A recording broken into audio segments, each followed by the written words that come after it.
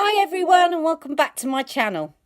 I wanted to do a part 2 of my series of makeup for people with coordination problems because obviously last week when I was doing the first part of this tutorial, I was talking also, giving you a review about the Trinny London range.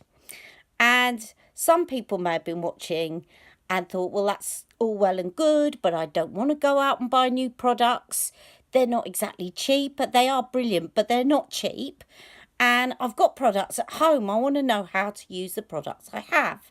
So with that in mind, I thought I would do a part 2, and I won't sort of particularly plug any products. I might sort of tell you a bit about types of products, but this is more about what you can do with what you already have. And I think that's really important. One of the things I think I've taken a big interest, so makeup isn't my career, it's my hobby, but I've taken a big interest over the years. And I think the main lesson from what I want to say to you today is that, people sell you things that are lipsticks, blushers, highlighters, primers, eyeshadows, and they all say they're for specific things. But the more you watch products and the more you watch applications, you realise that actually a lot of products can be used for a lot of different things. And there are no rules in makeup.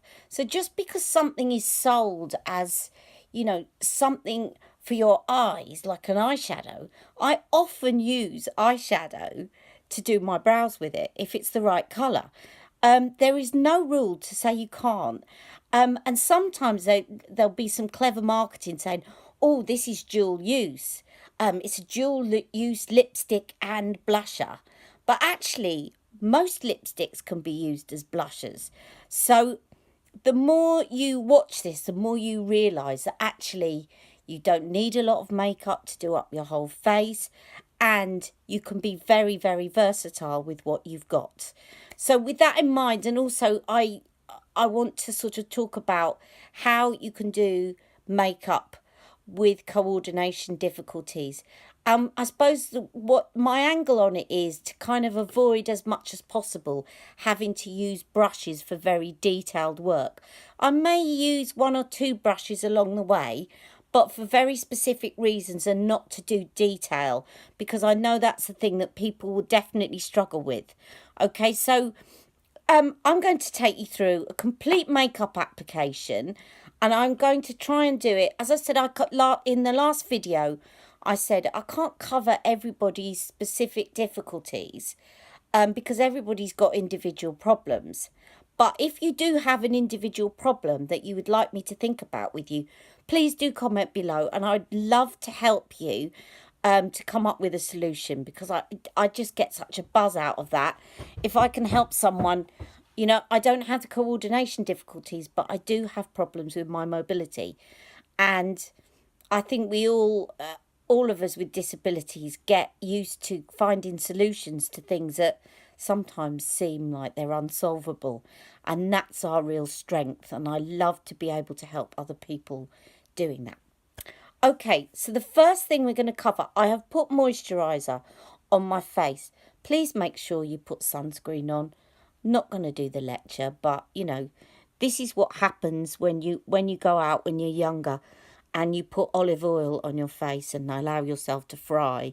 It's not too bad, actually. I'm working on it. But you really need to be careful. Even in the winter, there are still harmful rays, especially in big cities where there's a huge hole over the ozone layer. So try and get something with SPF in it of a 30 or above. Okay, lecture over. That's up to you. So first of all, we've got foundation. Now, obviously, there's different types of foundation, and I don't know what you have at home. A lot of foundations come in a liquid form. You can have a foundation that looks something like this, which I actually picked up this morning so I could carry it around. And you can get foundations in stick form. Foundations in stick form are quite good because you can just kind of scribble them over your face and then kind of blend them in. And liquid foundation. Now, what some people might think is they might be a bit afraid of foundation if they've got coordination problems, because they might be afraid that it's not going to blend in very well. So I wanted to give you a couple of tips for that. One of the things is, now I've got a kind of makeup prep spray. Again, I'm not gonna kind of tell you about any individual products. There's loads of prep sprays out there, or you can just use a plant sprayer with some purified water if you want. There's nothing to stop you. But one good thing about using a spray before you start is that it's just going to make, first of all, it gives you a lovely wake up for your skin. But second of all, it's going to make what you put on your skin afterwards really easy to blend. This is a primer spray. I will tell you what it is, but I'm not particularly plugging any particular brand. This one is by Urban Decay, and it's a primer spray. You can get them in Boots. Some of them double up. You can prime your face with them, and you can set your face with them. This one's just for priming your face. But as I say, you can use water. It's just, what that will do is it'll just make everything a little bit more blendable, so that when you put on your foundation, you know, you're not going to end up with lots of streaks from not being able to blend it. The other thing you do, you probably heard a lot about primers, and you may have a primer, and I have a primer here. Now, if you put a primer on, especially if it's a moisturising one, again, that's going to help you to blend the foundation on top of it. Some of them are more stickier, which might make it a bit more difficult to blend. So, but if you choose one that's kind of, this one's kind of a lightening primer, something that's going to give you a bit more of a glow, that tends to be a bit more moisturising. And anything with moisture in is going to help you blend. The other thing you can do is, either with a primer or with the moisturiser that you're putting on, is you can mix it with your foundation, and that kind of turns it into a I've forgotten what they call them, but you know what I mean, a moisturising foundation, and I can't think. I'm going to think by the end of it, but you know what I mean. A tinted moisturiser. That's what I wanted to say. My mind today is just completely blur. Right, it's because I went out this morning on my scooter and it was absolutely freezing. So you can either mix your moisturiser and your foundation together. You can mix a primer and a foundation together, or you can put your primer or moisturiser on before. And any of those methods is going to make sure, especially say if you put the primer on just before, then that's going to make it easier to blend your foundation in, or you mix it straight in with your foundation. And I'm putting that on with my hands. You know, it was only, I can only remember people really getting into putting foundation on with brushes in the last sort of 10-15 years. Before that, and you know, I just think I used to put on makeup in my 20s. I don't remember ever using a brush. I think makeup artists use brushes, but you know, it's become a new thing, but you really don't have to. So I'm going to put on my foundation now, and I'm going to take a little pump in my hands. And what I will do, I always just do this, is I'll rub it together in my hands like that, if I'm putting it on with my hands, and then like you would do face cream. Now, this is going to look a bit crazy at first, but I'm just going to deliberately let it look a bit crazy, because you're putting it on with your hands. Now, let's just say I've put that on there. Don't worry too much. Again, I would recommend this brush, and I did find a dupe for £5. So have a look back at my previous post. £5 from Claire's Accessories, I think it is, because you can go round and it's so good at just blending it in. Or you might use, I don't know, this is so like a shaving brush. You might be able to get a shaving brush and just do it with that. But you can go round. And the good thing, again, is that you can hold the brush like that. So you're not having to do any intricate work. And what that will do is it will merge together with your primer and your moisturiser. And again, if you think, oh, I don't know, it's still not blending very well, go back over with your spray. And if it's easier to get the lid off, go back over with your spray. Just spray your face again, which will kind of give it a bit more liquid, a bit more give. And then go over with your brush and it will blend it out. Okay? So these are the things. Or if you really can't hold the brush, spray it and go back round with your hands. Okay? Because the moisturiser, the sprays, all of those things are just going to help it blend. They might take a little bit away from the coverage, but what you can do is you can add to that coverage. You can always add to it if you feel you need a little bit more. Now, onto that, you've also got concealer. I'm not going to add any more coverage to that because I am going to use a concealer. Now, you'll find a lot of concealers come in wands. I've got two here. Where's that other one that I had? I had another one round here and I've lost it already.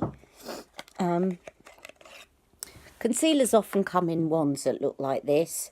Sometimes they come in pots. Can't find the other one at the moment, so forget about that. Or, if you haven't got a concealer, you can just take your liquid foundation or your block one and you can just start. Most people like to put concealer under the eyes. So you can just press that a little bit more around your eyes. And you can do that with all your fingers. People say to use your fourth finger because it gives the least pressure. So the idea is that you want to be tapping around here. You don't want to be dragging the skin too much. Now, if you've got a wand like this and you don't want to, you know, your hand's going to be shaky, you can always put this on the back of your hand. Like so. I suppose you've probably worked out some of these things, but just in case you haven't, I don't wish to preach to the converted because I'm sure a lot of you have worked out some of these tips, but it's just some of the things that I've kind of come up with to try and help some of my friends. So you can do that and you can take whatever you can manage and just try and pat that under your eyes rather than rubbing it in. Pat, pat, pat. And again, if you need to go back with a spray or you need to put some moisturiser over the top just to kind of help you blend it in, you can do that. But you can see now that I've just adding, that's how I'm adding a little bit of extra coverage. And I'm deliberately doing it with my whole hand because I'm trying to show you how this can be done without you having to be that detailed in terms of, and if you're worried that you're going to poke your eye out, obviously, shut your eyes. Always a good thing to do anyway when you're putting concealer on, because one, you can feel where it needs to go, which is always better than looking for where you need to go. And secondly, concealer can really sting when it gets in your eyes and then your eyes start watering and then it washes it all off. So it's a good thing to do anyway. And I'm just going to put a little bit up here because I've got this pigmentation up there around this thing that's grown on my head, which I'm going to get looked at. And I'm going to put a little bit here where I've got my pigmentation. And you can see I've got a bit of pigmentation there. And I'm just rubbing that in. Okay? So I have done my foundation. Now, powder. You really don't need to go mad with powder. You know, a lot of the time I think people cover their face with powder and you end up getting rid of that lovely dewiness on your face, which actually is quite youthful. So I would go for the areas where you get oily. For me, that's down the centre, down my nose, on my forehead.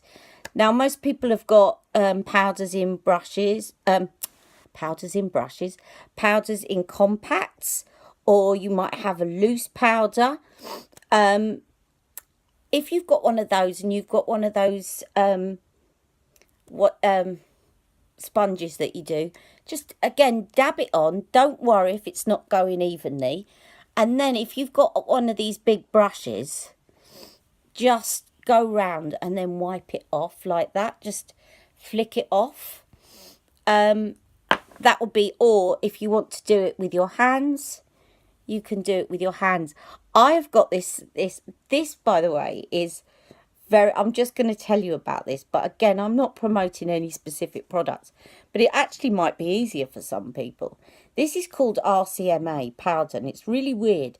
All the beauty people that you find will know about RCMA. It's got no colour in it. It's called no colour powder. And when it arrives, you think, this is a salt cellar. It actually looks like a salt cellar.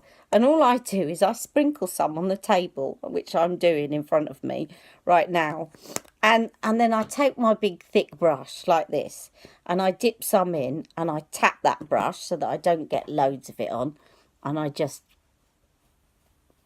brush it on my skin like that. And that may be easier for some people, which is why I wanted to show you. And I put some around my eyes, because sometimes my eyelids get a little bit oily, which means that the makeup comes off. But I'm just going to focus on doing that down the centre of my face, around my neck, but not on this cheek area, because I've never understood. You see some beauty channels, and they spend ages putting their foundation and their powder, and they put it all over, and then they spend the next 5 minutes putting highlighter on to try and make themselves glow again here. And I don't understand why people do that, because they've just mattified it and then they add glow to it again. So there you go.